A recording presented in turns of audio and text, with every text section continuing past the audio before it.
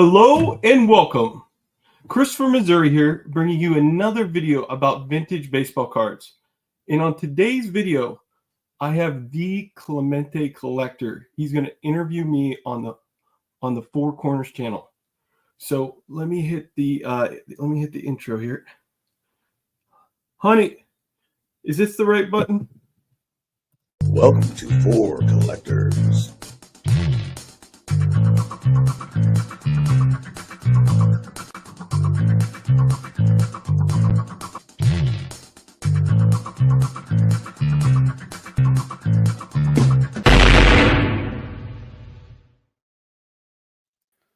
Chris, good job with the intro, man. You nailed it. Oh, I'm pretty good at that kind of stuff. How's it going, man? Going good. Really good day. Taking the day off, playing in my card room. You can't hardly beat that, huh? No. I had to bust your chops a little bit at the beginning. I hope you didn't mind it. Oh yeah, I'm pretty sensitive like that. Maybe not come on ever again. So me and Chris, we talk on the phone at least once a week. So Chris is a really good friend of mine, and I figured why not have him on the Four Collectors channel instead of talking on the phone this week. Give him a call on StreamYard, allow everybody to listen in. So Chris, I guess my question to you is, how many different guys do you talk on the phone with once a week? That's a good one. I actually. So, golly, you got me all confused now with that first question. But I had a guy ask me that yesterday. I got a call from a guy in British Columbia, we started communicating. He talked to Darren, got my phone number. Anyway, he asked me that same question. And during our conversation that I had, just during my little conversation that I had with him, Ray from Philly had called me. Don, Field of Dreams, should have been working, but he called. And Baseball Collector, just all. So I don't know, half dozen or so. And then every once in a while, I bet that's wrong. I bet I talk to at least 10 people a week at different times. And some, Don multiple times, Ray whenever he wants to make fun of me. I don't know. And that's what makes this YouTube stuff fun for me is the connections off of the shows, Yeah. I think you mentioned to me the other day that this might be the greatest time in your collecting life, with all the friendships and stuff. Is that how you feel right now? You're loving the hobby more than ever? Yes. It, for some reason, with Mike, Baseball Collector, talking me into doing a video, there's more people that care about my collection that I talk to. It's fun, and I've never had this before, and I'm actually going to go out and say that this is one of the best times of my life. It probably is. My wife and I are having a great time. Kids are doing well. I'm meeting new friends from British Columbia to Pittsburgh to Arizona. Next week, I plan to go out and see George Diamond Yard Sport Cards. Wow, that's going to be cool. Yeah. Unless he hides from me and so gives me the wrong address. Were you going out to Arizona for something else, and you connected with him, or are you going out there specifically to see him? Going out to spring training, the Royal Spring Training, and to get away from this god awful cold weather in Missouri. This is the second time in 3 years that I've gone to spring training, and I'd never gone before. And my wife, I'm lucky enough to married a lady that likes baseball just as much as I do. So anyway, that's what we're doing. I've never went to a spring training before. I would love to go to a Pirate spring training. Could you pitch me on why it would be fun for me to go to one, or what's your thoughts on that for a baseball fan? Oh gosh, if I was wanting to dig at you a little bit right there, I would have said, "Oh, you've gone to plenty of spring training games last year with the Pirates. It was in May, but spring training games for everybody else." But no, I tell you what's nice about it is you can see like in Arizona, there's 20 teams within 15 miles of each other, 20 miles of each other. So Wow. you can kind of figure out. You'll see the lineups beforehand. There's a place that you can go to see who's playing that day. The thing that I like the best is I got to go watch the pitchers work out away from the stadium, and I'm from here to 15 feet away from them, listening to that catcher's mitt pop and watching them have fun, watching the pitchers and the catchers have a good time working on what they're working on their trade. So, man, if you get a chance to go because they're more personable. You'll see them. You'll see them walking around. You'll see them on golf carts. Everybody seems to be in a good mood. You don't. I've never had anybody say or hear anybody say, "Nope, I'm not signing autographs now." So, great time, good time. You got to go. Cool. Yeah. I think I should while Skeens is still with the Pirates. I think it would be really cool to go down there and see if I could see him up close. I do appreciate you guys. You guys are starting to get some momentum as far as the YouTubers from the Midwest. I think you guys are going to need to get a name soon. Do you guys have any type of name for your group? You and Billy Ball Games and some other guys out there in the Midwest? Oh, there's more of you guys around Pittsburgh and Philadelphia. I think have a ton. Yeah. Texas has a ton. Pittsburgh has a ton. We're kind of bringing up the rear, but I do feel like when it comes to intelligence, that our area seems to be a tad bit smarter than most. But I'll come up with a good name for everybody. But I'm not so sure Billy Ballgame could pass the questionnaire to get in our group yet, though. Oh, yeah. See, my thought on the name was the KC Card Mafia. Or do you guys not want to be referred to as a mafia? Is that a wrong thing to say? I take that personally because of family members, but some of those guys wouldn't want to be the KC part because there's a lot of these St. Louis Cardinal fans that are starting to, and I tell you what, in all honesty, there's some good channels out there. Some of the new ones and Billy's like getting really big now. I mean, I don't even think his head would fit through your door if he came over your house at this point. But is he starting to turn into the leader out there now? Is he taking your spot as the number one Midwest guy? Oh, you know what? He could if he could string a complete sentence together. But I feel safe right now. Oh man, let's transition.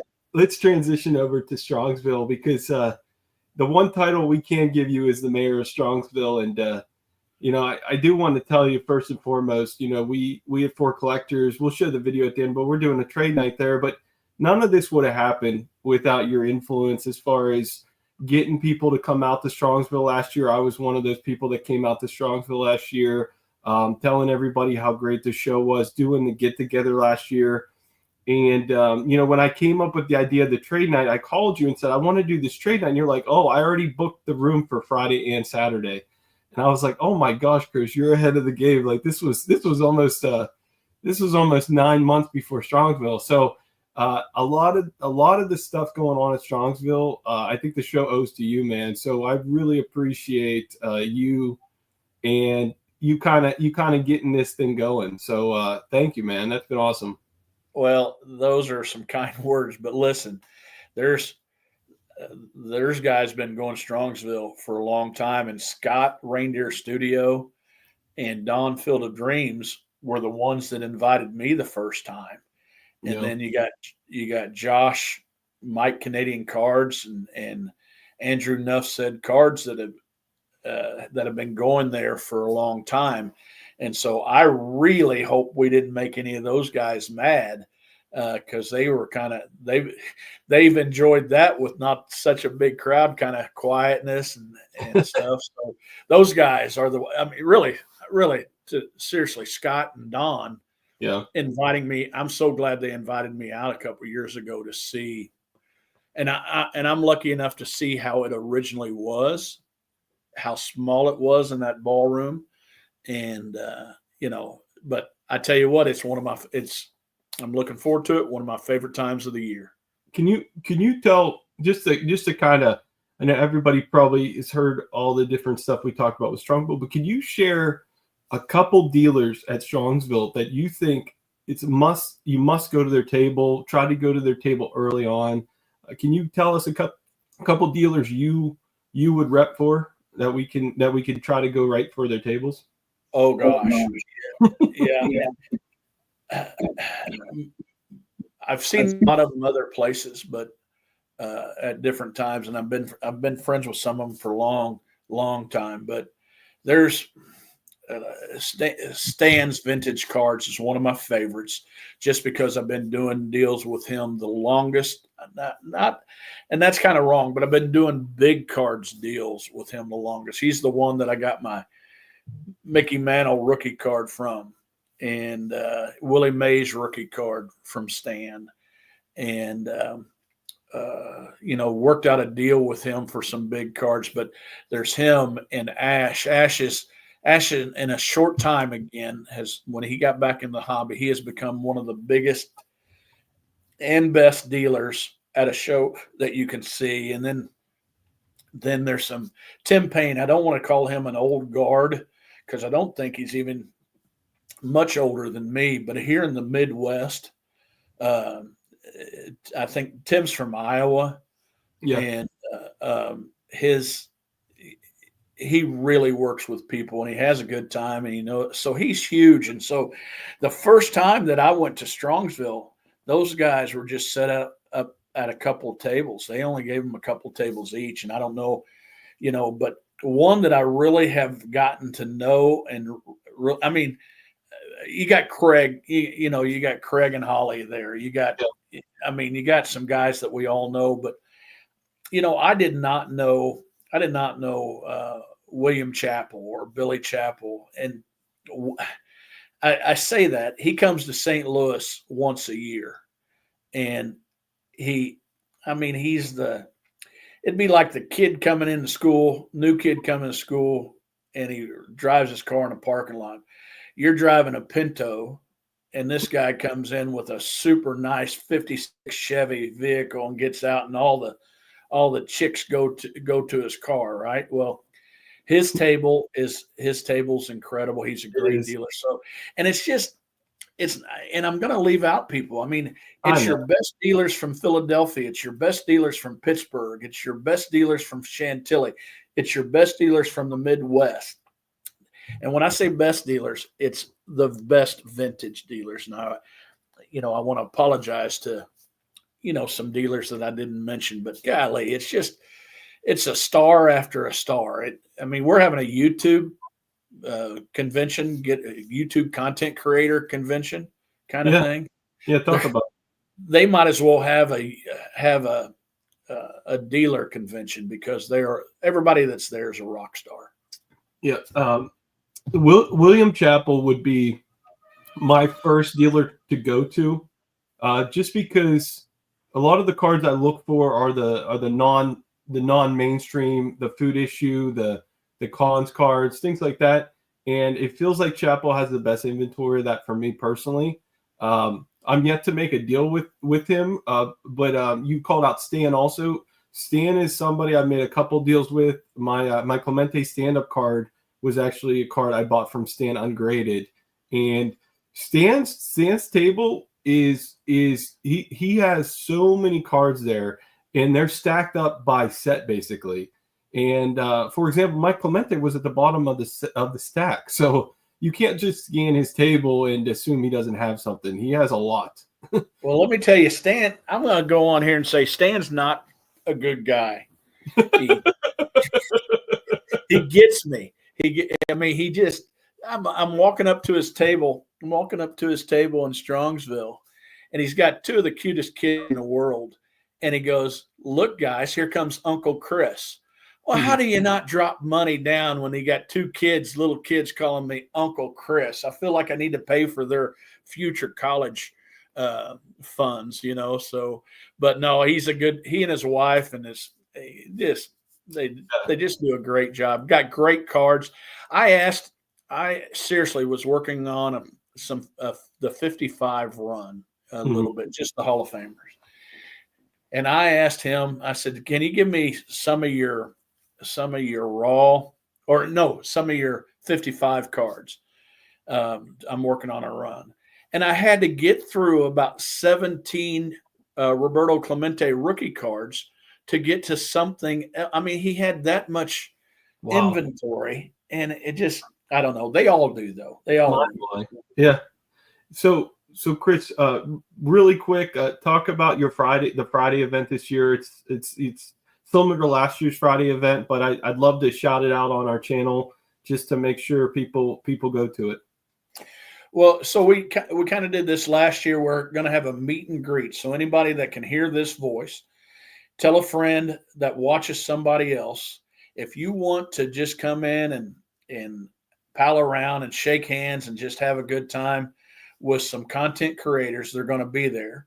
We're going to probably have some food. It's, you know, it's going to be a little bit crowded, probably. I hope so.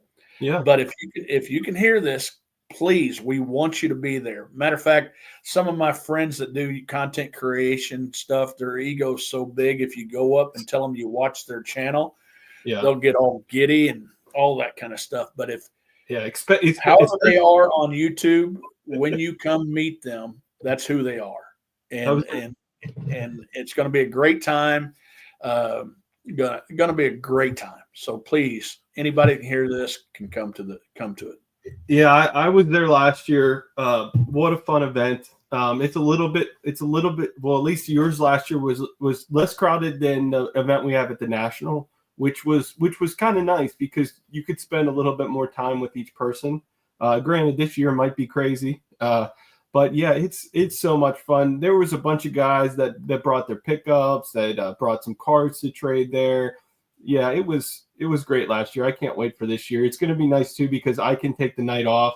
Saturday, I'm going to kind of be working on the trade night. So I'm excited. And you made a video and you wanted people to kind of tell you if they were coming. You want to tell them how to get to that video, and I could put a link down below maybe. Well, even this video right here, I'll look at the comments on this one. But if you're coming, okay, if you know you're coming to the event and you don't think I know, even if you think I know, because I'm old and can forget, but just say, hey, Chris, I'll see you there. I plan to be there, or looking forward to it. And that way, coming up here in a couple of weeks, I'm going to read off the list. Right now, that list is over 50 people. Nice.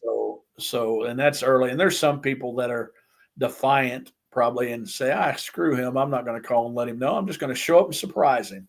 But please let us know, and we'll have an idea of how much food we need to buy, and that way I can kind of read it off. And that way, if your favorite content creator is coming, you can come over. You can guarantee that you can come meet that person. Yeah, that'll be awesome. Let's switch gears a little bit. Let's continue to talk about card shows because you're a part-time dealer and you have a great pulse to what's going on. I feel like, especially being in the Midwest, you're kind of in between the West Coast, East Coast. So I'd love to hear your thoughts on where you feel like the hobby's at right now, as you from being a card show standpoint. You know, you're on the ground at the card show. How do you feel like we're at in the hobby right now? Compared to maybe last year, a couple of years ago? Oh God, I mean, it's been crazy for a little bit, couple of years now. But the card shows, the people that are putting on the card shows, they have waiting lists of people that want to set up at the shows. Wow. And I felt a couple of years ago that card shows were basically dealers selling to other dealers, but it's not. I mean, there's some of that going on, but I was going to set up at a card show in about an hour from me tomorrow.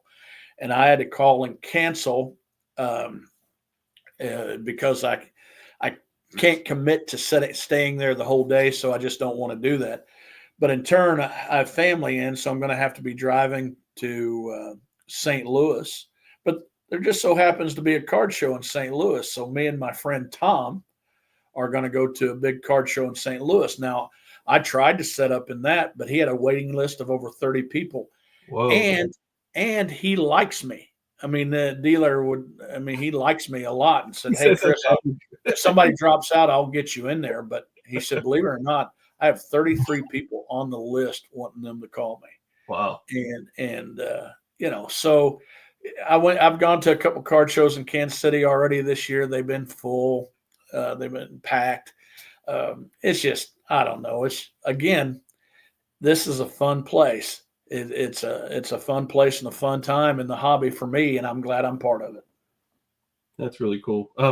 By the way, that card promoter likes everybody, dude. He thought this your friend. Well, he's a huge dealer too, and he's been going. His name's Ron Estes, and most people just call him Coach. And everyday card collector has bought some cards off of him at the National last year, and he's been setting up at the National for a long time. And he better like me. I bought a lot of cards from him over the years. I'd like to hear from the dealer side because we did a dealer video about a year ago. But I'd love to hear what types of cards are you selling the most of right now when you go set up at shows? Gosh, well, I'd be lying to you if I gave you an answer at all because I have not set up at a show this year. Oh wow! But I mean, you watch enough videos and you can see it's strong everywhere. I mean, new stuff is selling. My buddy Brent saved up a bunch of boxes over the past 10 years that he's putting up selling, and they, unopened boxes sell, rookie cards sell. I mean, I don't know. It's all gold. It's all gold to me. So everybody knows, when is the next planned show you're going to be at as a dealer? Do you know? As a dealer, let's see. It'll be after Strongsville in Columbia, Missouri, the same month. Okay. The same month at Awesome. the end of the month. Awesome. Looking forward to it. How do you as a dealer, how do you price out your cards? What do you use to price out your cards, or what's your strategy? eBay sold listing. So I go to eBay. Do you try to go a little bit above it just in case you get negotiations, or do you just try to be at it? Well, if I see Mike Baseball Collector or anybody that pays attention to his channel, I up at 20%.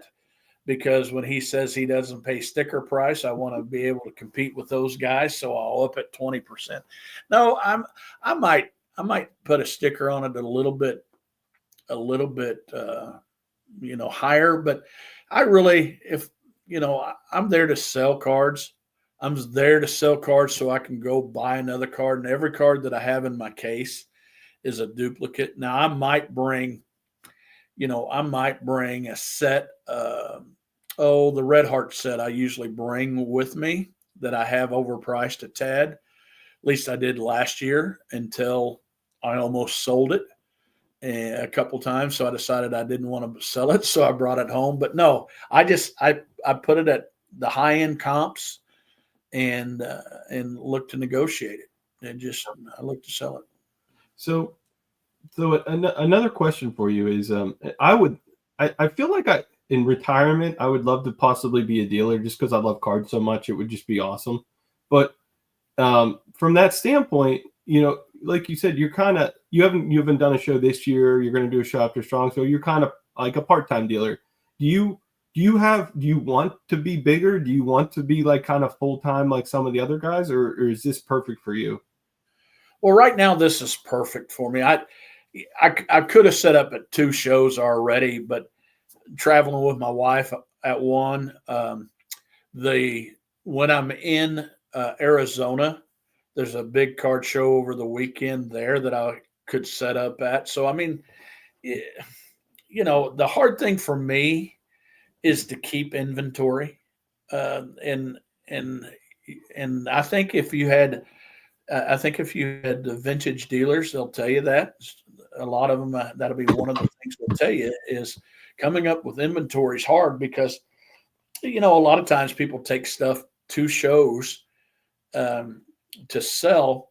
They're not maybe as educated as much. And I don't mean that as I don't mean as putting somebody down, but they had somebody say to them, "Hey, your cards are worth something.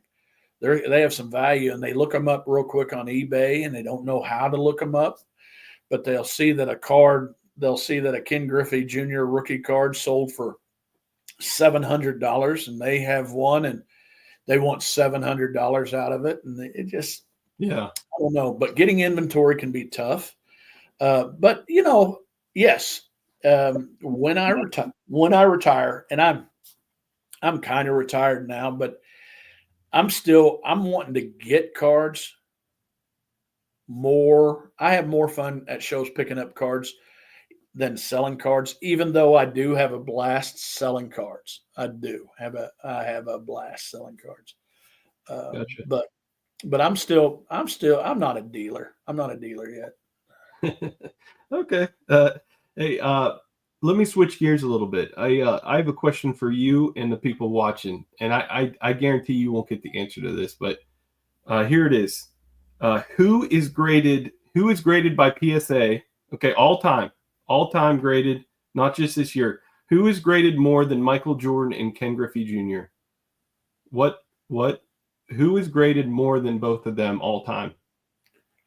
Charizard or whatever, some Yu-Gi-Oh or I would say Mickey Mantle, but You're right. It's Charizard.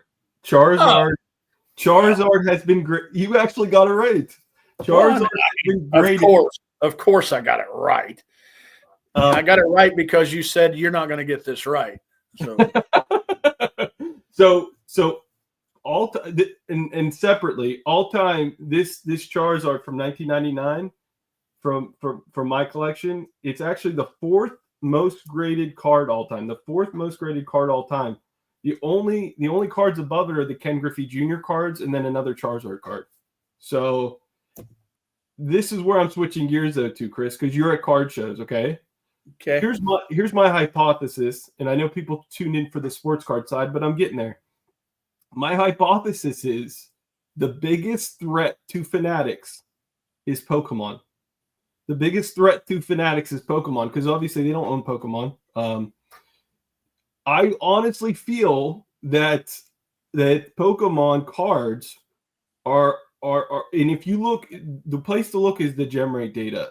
Pokemon PSA graded more Pokemon TCG and non-sport cards in February than sports cards. Do you believe that?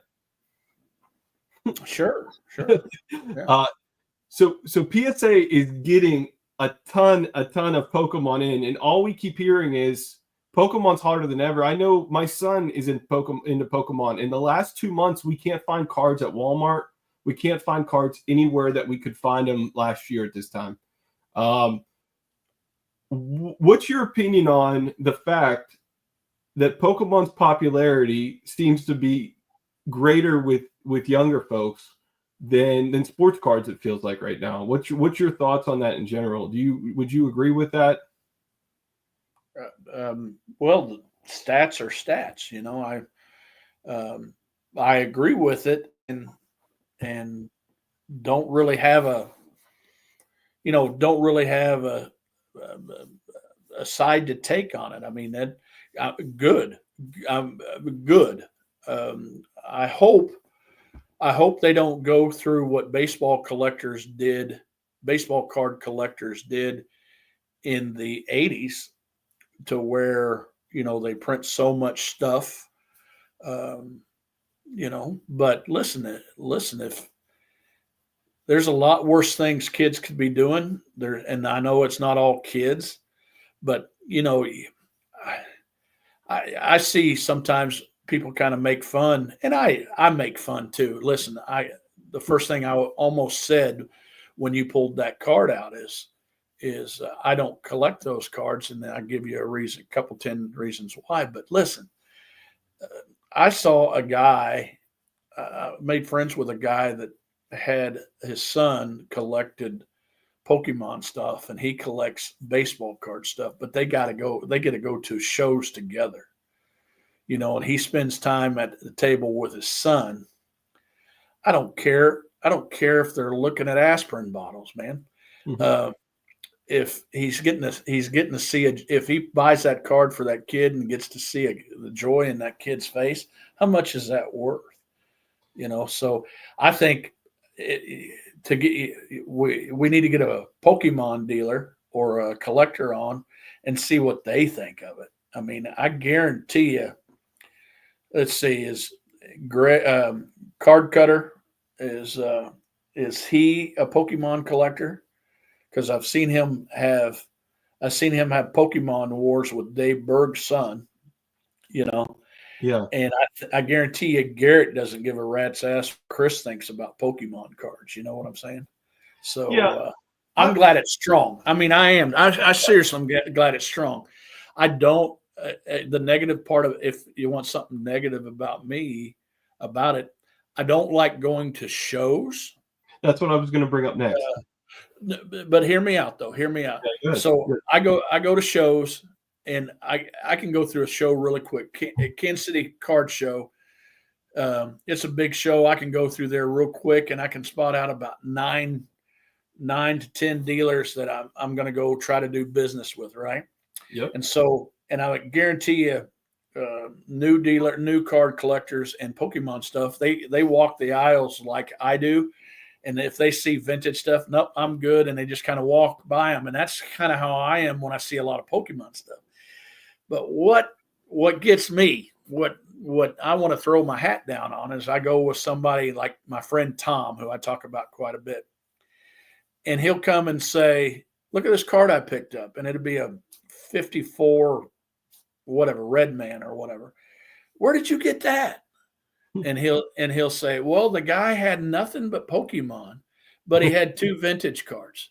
And to those dealers, I don't like you very much. And I can go out on a limb and say that because I didn't recognize those cards there. And that's my only beef. And it's a fun kind of beef. It'd be like me having nothing but vintage cards, and I'm going to have a Charizard, whatever, one card, and a kid looking for that card doesn't get to see it because he walked on by my stuff. Other than that, geez, more power to him. I mean, that's kind of where I wanted to go with it, Chris. And I love your opinion and take on stuff, because I'll tell you what, I was thinking one way, but then when you bring up a father and son going to a show, it actually reminded me that my son went to the Pittsburgh card show with me because he wanted to see if there was any Pokemon cards there, or else he wouldn't have went.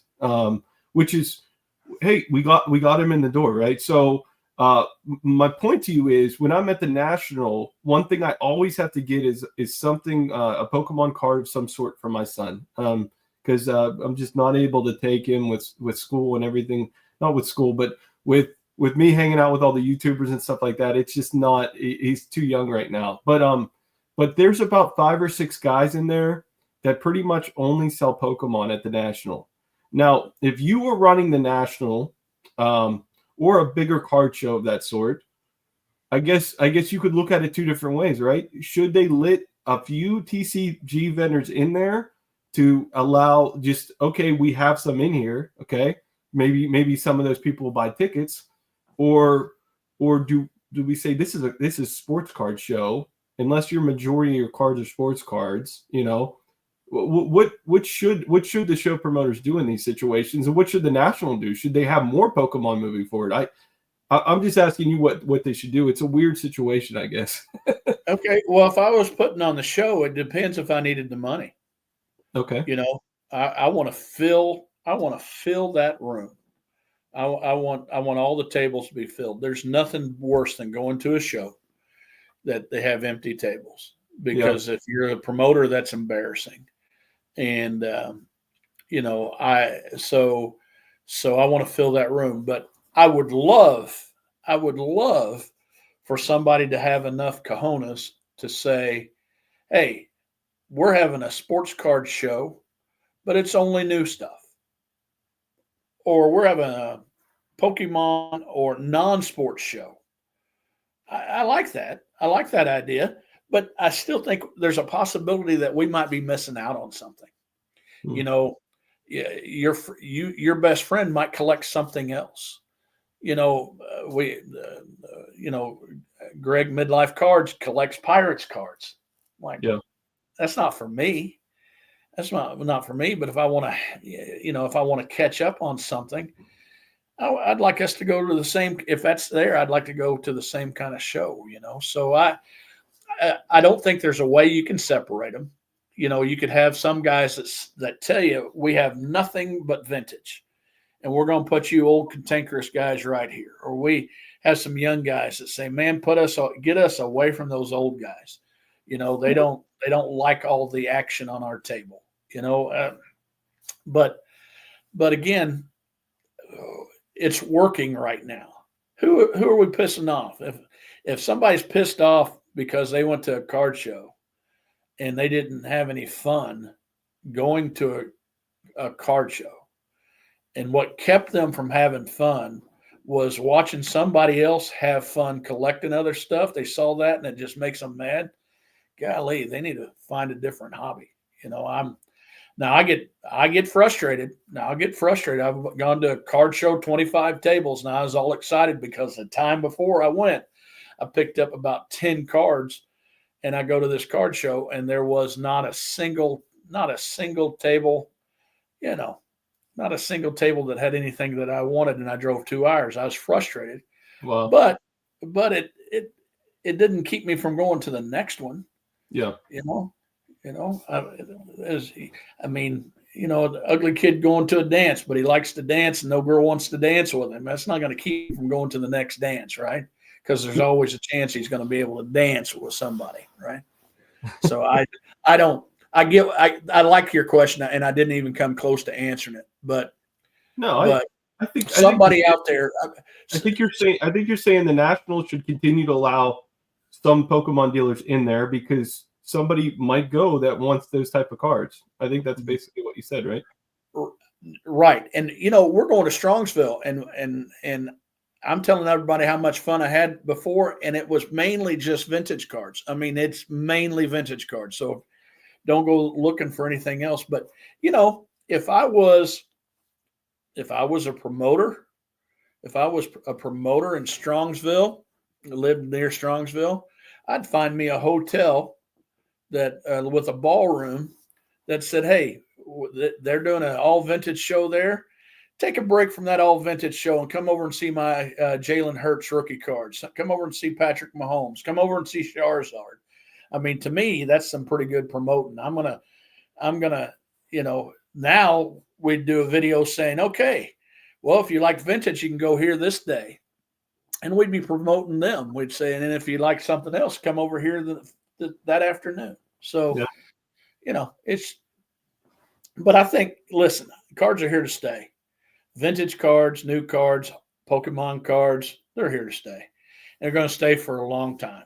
And it's going to take something drastic to kill the hobby.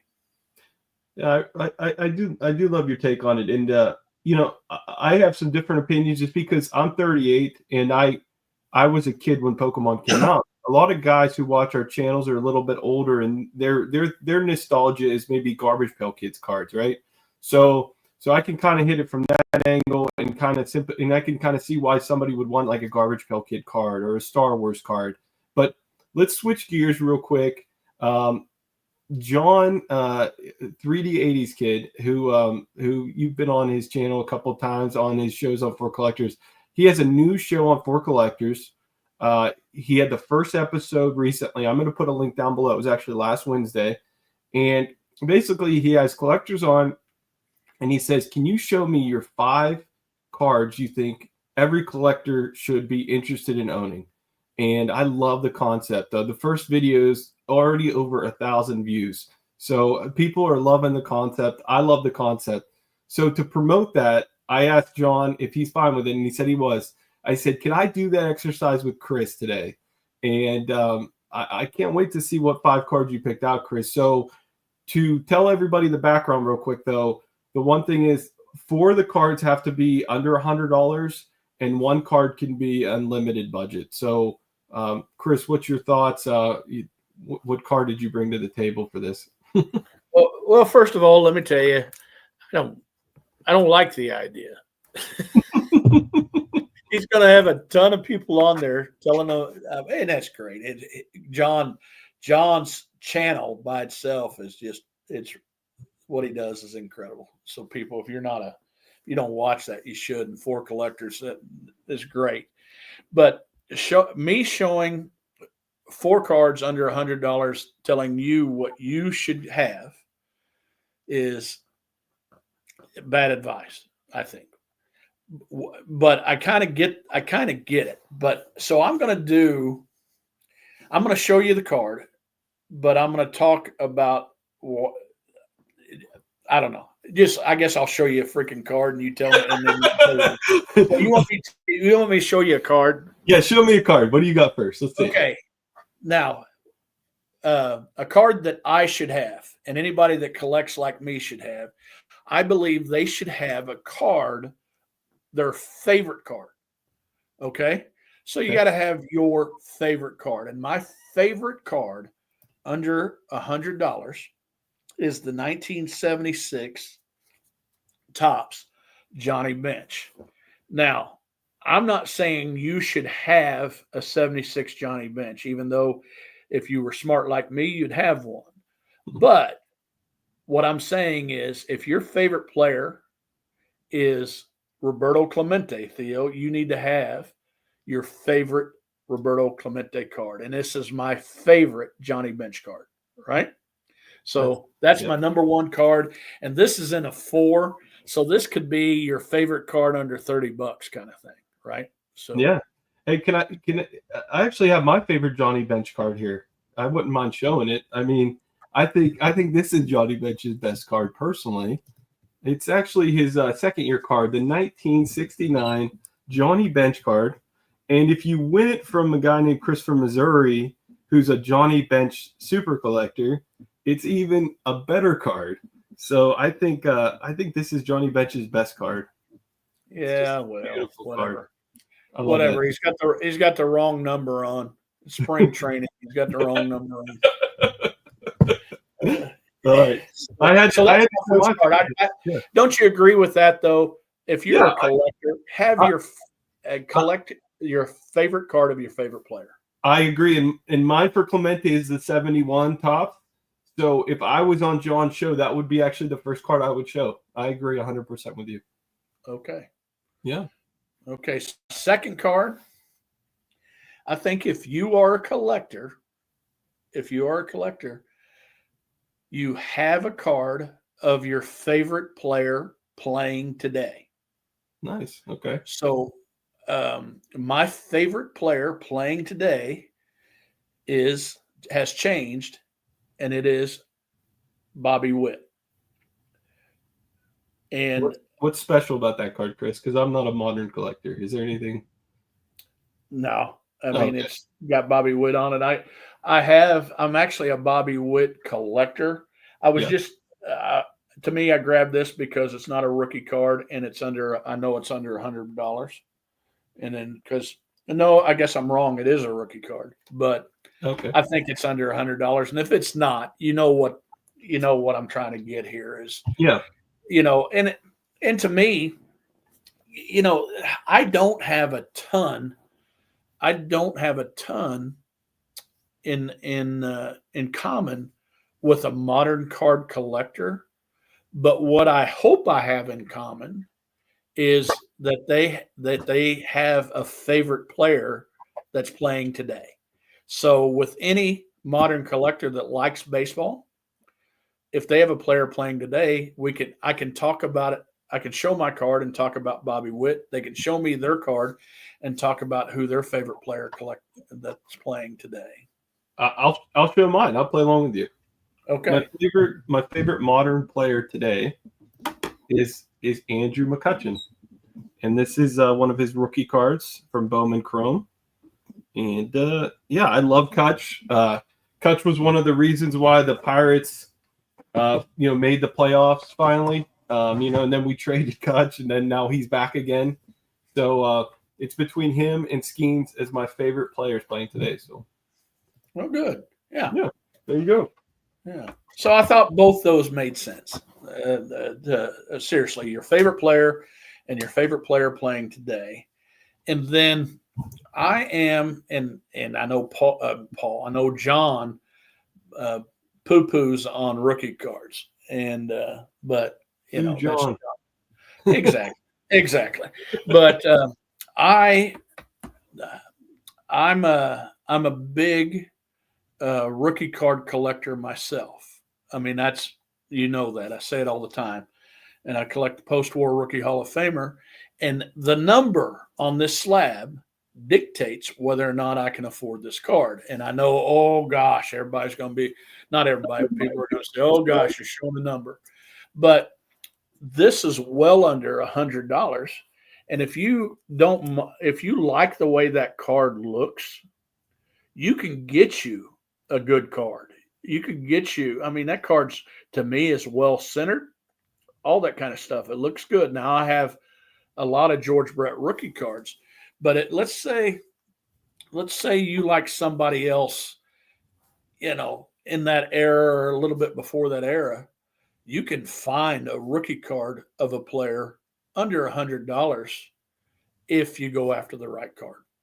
And I love George Brett, um, good face of Major League Baseball, and I believe, you know, I believe, I don't know.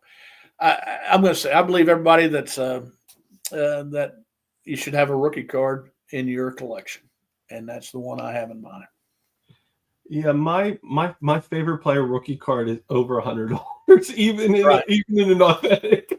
So I don't know if I can play along with this one being over under 100. But I understand, but you know what you could do? You also like Bill Mazeroski, oh and yeah, you also like Willie Stargell, yep. and I guarantee you could find their rookie cards for under $100 if you tried. There we go. Yep. Okay. So we got the So, Mazeroski right there. Okay.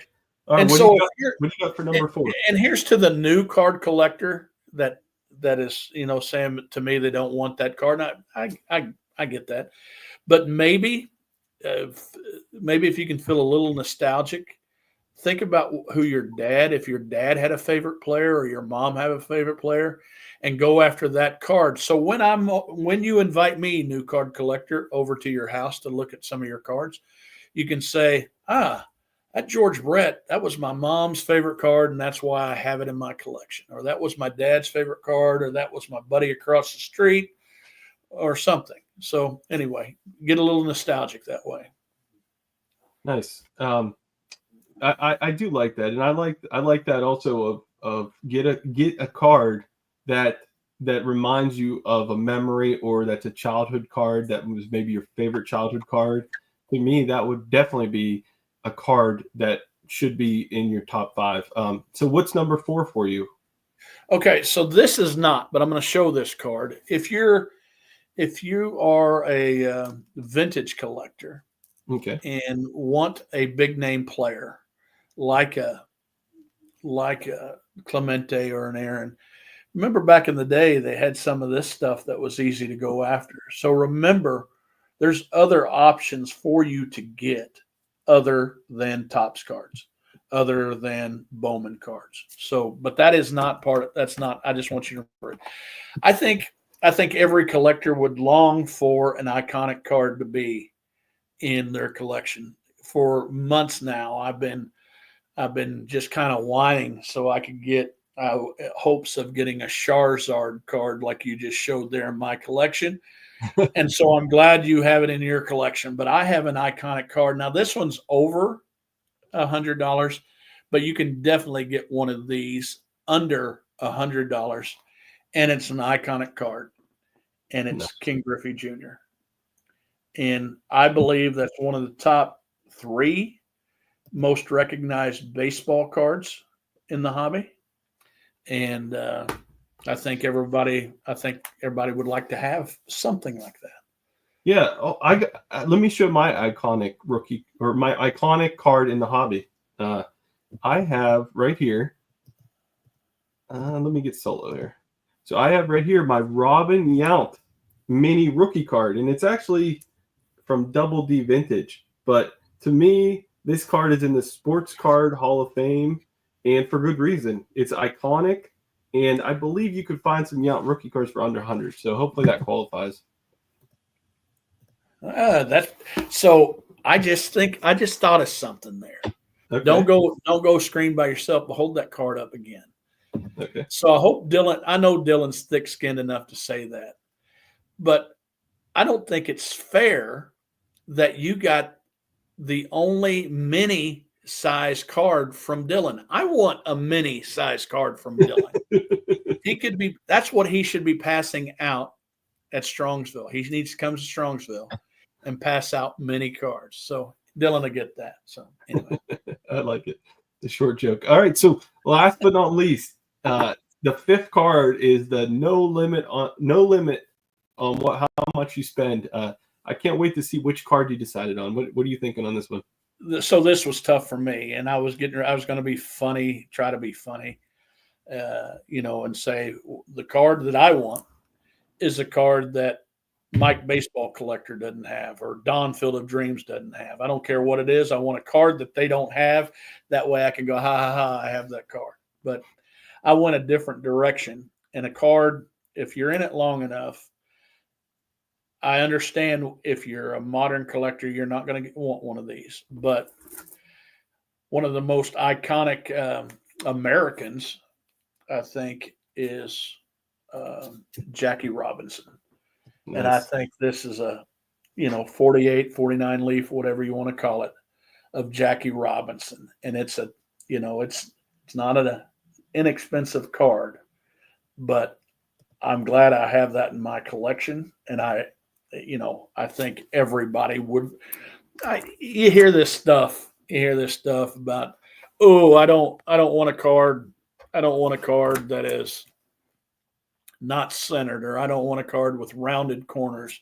I'm gonna not. Well, if you can get a Jackie Robinson Leaf rookie card in a 1.5, you're not gonna. I don't believe. At least you're not hanging out with me, or I'm not drinking enough to hear you say, "Oh, I don't want." Even though I don't want that card. Oh, I got the money, but I don't want it. I think this is an iconic card. Get it in whatever grade you can afford. And that being said, I actually want to say something too. And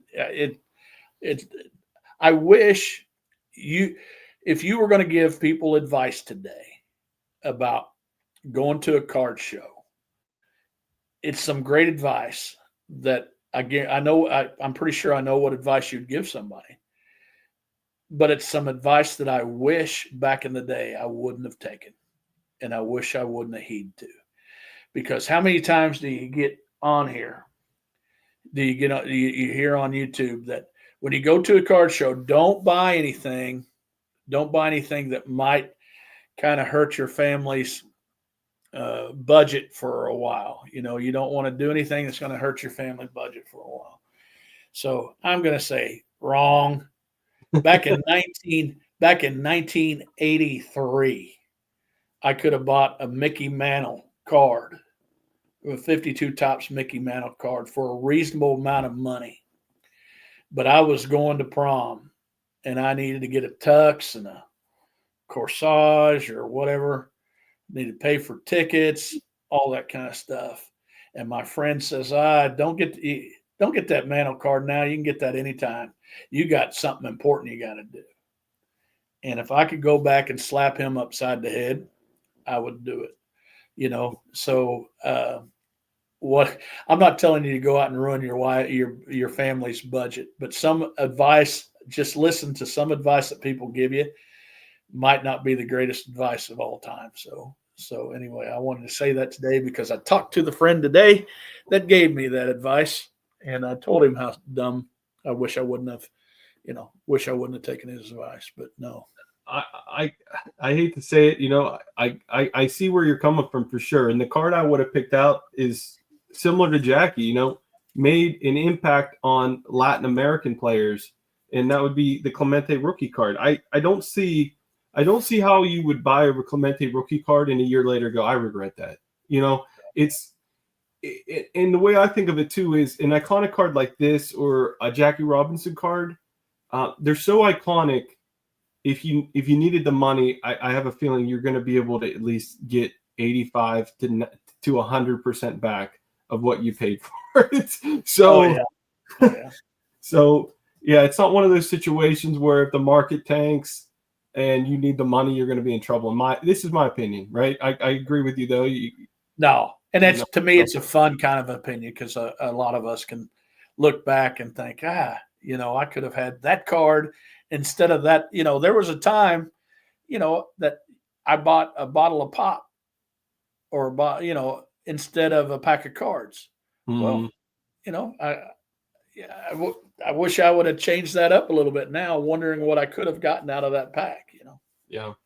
So Chris, we're coming up against it here. This was a lot of fun. Like I said, we have a lot of these conversations on the phone. So this was kind of cool to do it on camera, and hopefully some people enjoy it. And I think everybody's probably subscribed to your channel that's watching, but if you're not, obviously go subscribe to Chris's channel. But Chris, I'll give you the last word before I sign off here then.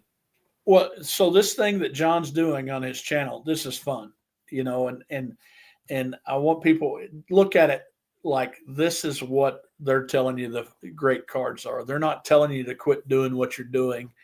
And so that's fun, but keep having fun. If it's bringing a smile to your face, whether you're taking a son or a daughter to a card show and they're picking up stuff that you wouldn't collect, understand you'll never get that back. And, if you don't feel like you're part of this YouTube community, leave some messages, reach out to somebody. I made a friend yesterday, another friend from Canada, one that's a lot prettier than Mike Canadian Cards and friendlier than Steven with a PH. So now I have 3 friends in Canada. And so come and step out, enjoy the stuff with us. And I always say, you know what I always say though, collect what you like, man. Yep. Collect what you like. I agree.